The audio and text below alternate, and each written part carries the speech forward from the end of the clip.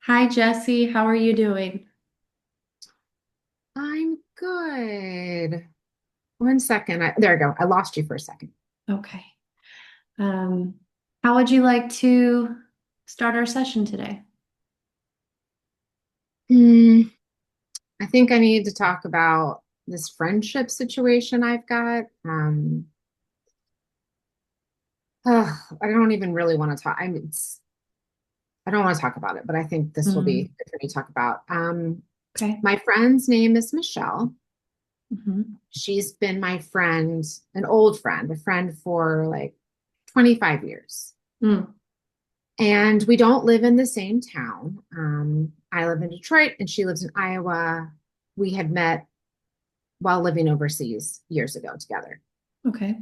Um, but recently, something that's been bothering me in our relationship is I feel, well, as we've been learning about in school with like attachment and Hmm. how attachment, like in our relationships, is supposed to be mutually giving and receiving.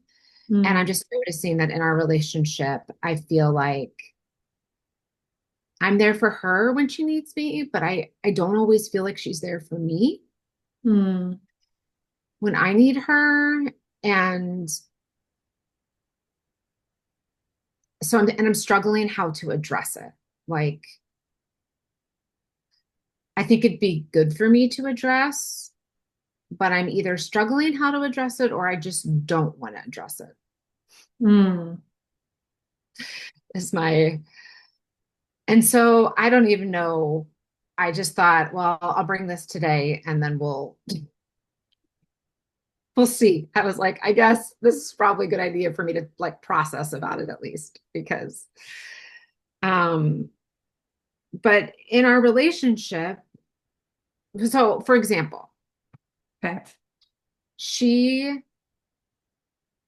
will text me when like recently she sent me a text about how anxious she was feeling and listed all the reasons she was anxious and asked me to pray. And Mm, I respond always with, like, of course, and then make sure I pray for her.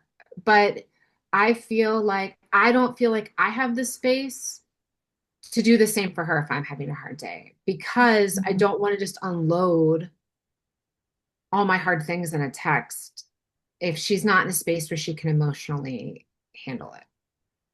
mm, And so I don't do that because often it doesn't seem like she is in a space where she can't, like, she's often someone who's not in a space that she can emotionally handle it, like kind of always going through a lot.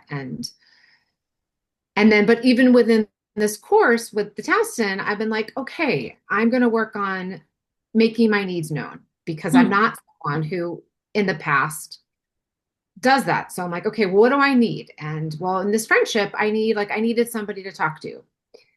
And so I reached out and was like, hey, could we talk sometime? Um, Maybe I said, like, I've been stressed out or anxious or communicated what I was feeling. mhm, And then when I made the appointment, like the time, like we set a time to talk, she she missed our time to talk. And mm, I'm trying to remember how this went. Yeah, she missed it. She either missed, I feel like there's been two times this has happened. And once was she missed it and then was like, oh, so sorry. I'm having lunch with like my mother-in-law. And she doesn't even like enjoy her mother-in-law. And that just really hurt. mm, And then maybe the other time she like canceled on me, like had something else going mm, on. And that just really hurt because I had communicated, hey, I really needed someone. However, I have not addressed either of these hurts. Like I never mhm, I never went back and was like, hey, that really hurt me when or can we have a time to talk about this? mhm, Um, and so I don't know. It sounds like you've done the hard work of asking for what you need, and your understanding is that she doesn't have the capacity the way that you do. Yeah. Yeah. And so some of my wondering is like, is this me just coming to terms with the reality of this relationship? Like, Hmm. and some of the growth I've had, especially in this program, maybe it was in People Fuel where we were reading about like, kind of the different types of friends and the people that fill your bucket. And so some of this might, I'm trying to figure out, is this coming to the reality of like, she doesn't have that. I'm wanting her to be a kind of friend. Maybe she doesn't have the capacity to be. And I need to be looking to build friendships with people who have that capacity. Hmm.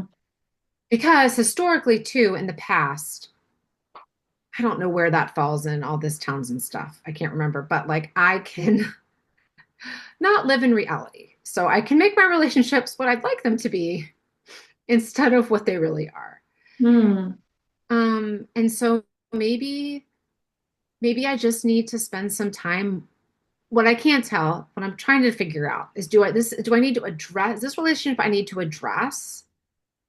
Or is this just a relationship I need to mourn the reality and face the reality of she's still can still be my friend, but she's maybe not that friend. And then I need to work like, does that make sense? Right. It's as if you're at a crossroads and your options are, do I let this friendship go and accept that she isn't the friend that I'm needing her to be? Or do I vocalize what I need very clearly and give her the opportunity to show up for me? Yeah, and maybe it's not even that I need to I would because of our longevity, I wouldn't let her go, but maybe Mm, just not lean into the friendship for these like I feel like maybe I'm leaning into it for these needs that she mm, and so um or like you just said, or do I address it? The trick with that and the wondering about maybe not addressing is I did one time I was very like clear. So I think she kind of ditched me a couple of times and then I made it really clear like, hey, like I really need to talk to you. Like, and she did. She showed up and mhm, she followed through on our commitment to talk.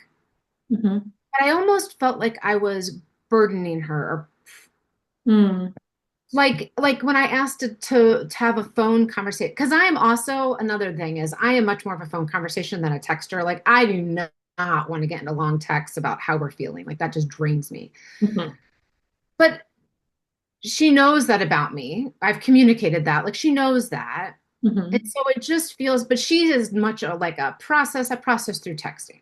mm, What I guess feels fair would feel fair in our relationship would be she can do that. But then when I need someone, not always, but you could kind of meet me there in the phone conversation. And anyway, so she did one time, like again, she did make it a priority after I'd been kind of ditched a couple times, but I just it felt forced. It felt like, but mm, if she ever wants to talk on the phone, I'm like there and present and ready because she's my best friend. I mean, I don't have that many, and she's one of the few. And so, yeah. So it goes back to like what you were saying. Like, do I face the reality of the change? Like of what maybe what are like not totally get let go of the relationship, but just maybe hold it looser and not go to her for those needs. Or have the confront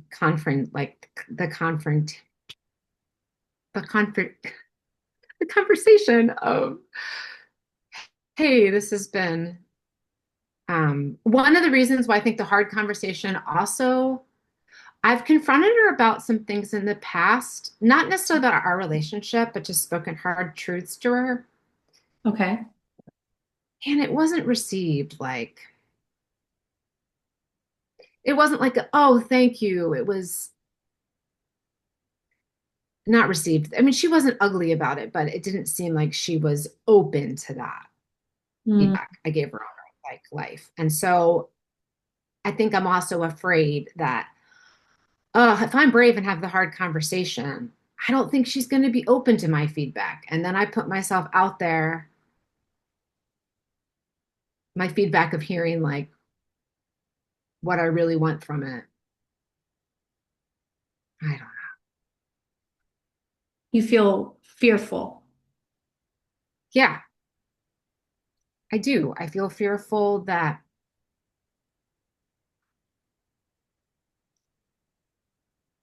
I feel fearful that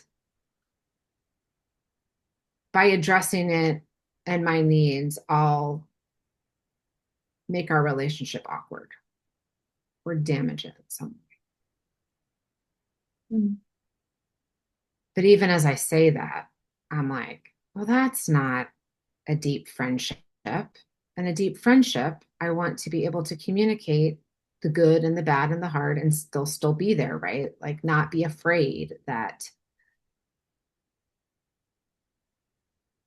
And then it's really sad to think, oh my gosh, if this relationship isn't what I thought it's been all these years, like I've invested 25 years into this and she's one of my closest people. And then that really limits, that's one of my closest people now. And I don't have that, I have a lot of peripheral, but I don't have that many like, real inner circle people. And so I'm like, that's really sad then too. Like, and disappointing. Mm. What I heard you say was that you want friendships and you desire and treasure friendships that could withstand a deep conversation, a truthful conversation. Yeah. Yeah. And I don't know that she's that friend. And that's super disappointing. And I didn't even probably realize that until we're talking about this, like the reality of that and the disappointment in that. Um,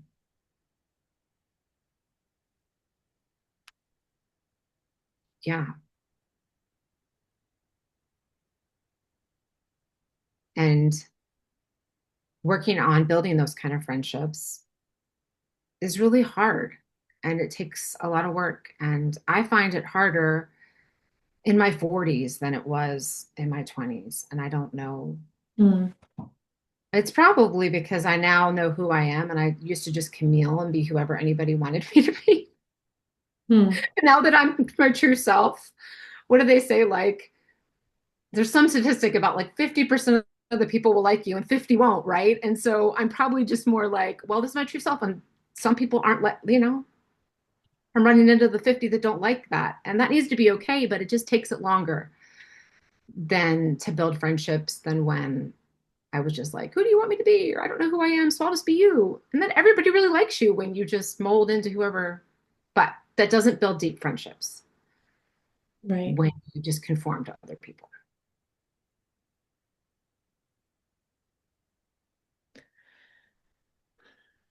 So tell me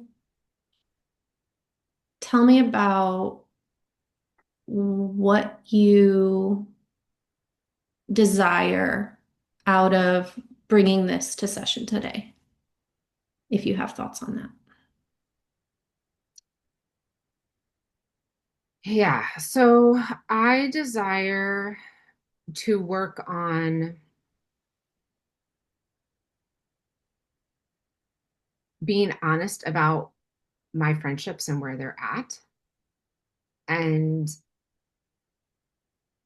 having some accountability to work on building deeper friendships, ones that I can have those conversations with and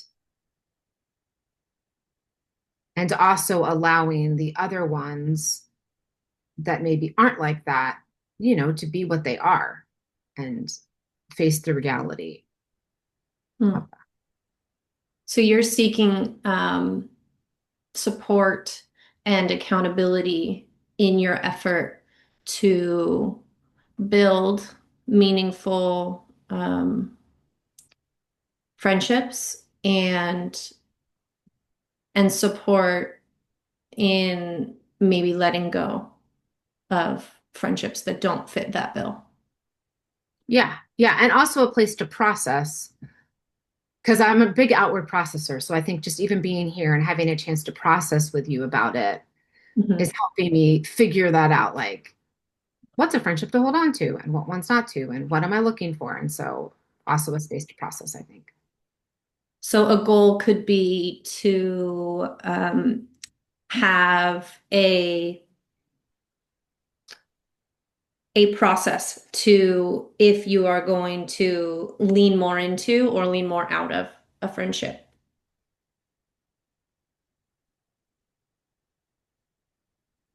Yeah, that sounds really scary, but I think that would be a good goal. That sounds scary. Tell me more about that. It sounds scary. because because it's hard to pull out of or lean away from friendships that aren't great. I'm like want to lean into everything. I want to lean into everything that's not even like historically, and I do so much better, but every even things that aren't healthy, like I mean, yeah. So yeah, I used to build friendships with all like that were always just codependent. And so Mm. I'm try to not, yeah. So even though it's getting easier for me to build healthier friendships, when you say it, it still is always a little scary. Like it's always a little scary to build, to back away and then lean in, which I'm okay with it being a little scary, Mm. but it still feels a little scary. So you're comfortable with the prospect of it being uncomfortable. Yeah, yes, but it's still hard work. I don't Yeah. want to do, I don't want to do the hard work. There's still always a part of me that, when's life just going to be easy and no hard work? I know that's not reality, but Mm. yeah, I'm willing to do the work and face the fear. Mm. Do what you said. I hear that you're willing to do, what's required to attain the goal that you desire. Yeah. Even though it's scary, I'm willing to do the work to attain the goal of deeper friendships Mm. and leaning away from the ones that aren't going so great, or there's not potential for that connection that I really want or I need. Yeah. Yeah, that connection that you want and need. Can you tell me more about that? That connection that you want and need? Um, I mean, I think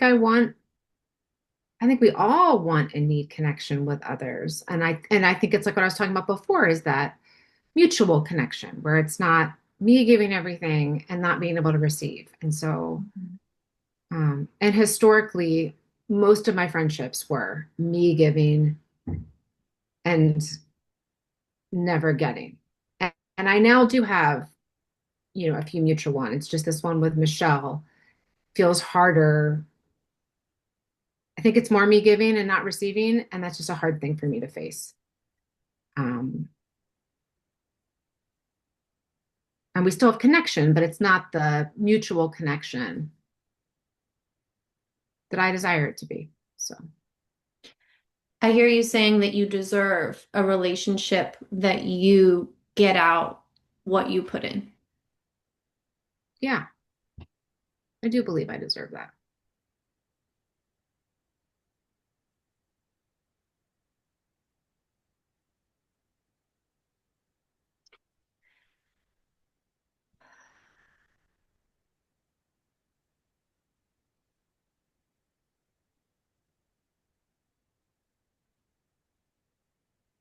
I'm wondering, I'd love for you to tell me more about your